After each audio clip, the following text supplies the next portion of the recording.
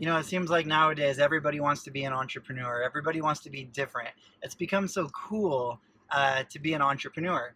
And you know what's interesting is the word entrepreneur is actually the French word for risk taker. And so everybody wants to be cool different. But before you can be cool different, you have to go through weird and awkward different, where everybody makes fun of you and things aren't working out. And you know, we all want to be different, like I have a Lamborghini, I'm above all you people, but we don't want to be different, like nobody wants to talk to us and people think we're weird and creepy.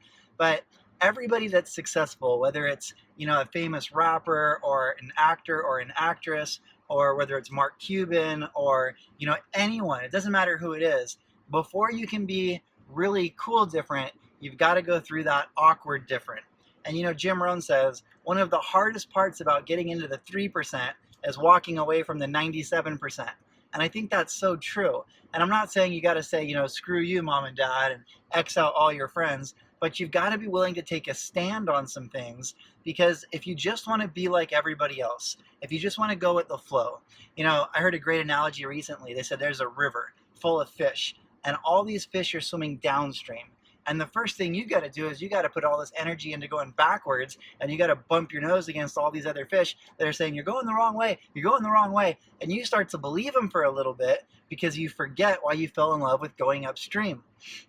So I think if you want to be cool different and you know you want to be successful, well then you've got to be willing to do what it takes. And you've got to be willing to kind of like walk away from the pack.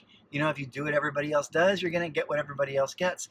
And so I truly believe that to be an entrepreneur today, more than ever, you've got to be able to develop your confidence and protect your confidence. You can't let anybody take the jelly out of your donut.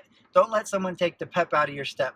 Some people give you objections, and they're really just excuses disguised as objections. And you buy into it and you start to feel so bad about yourself, and really the person's just blowing you off.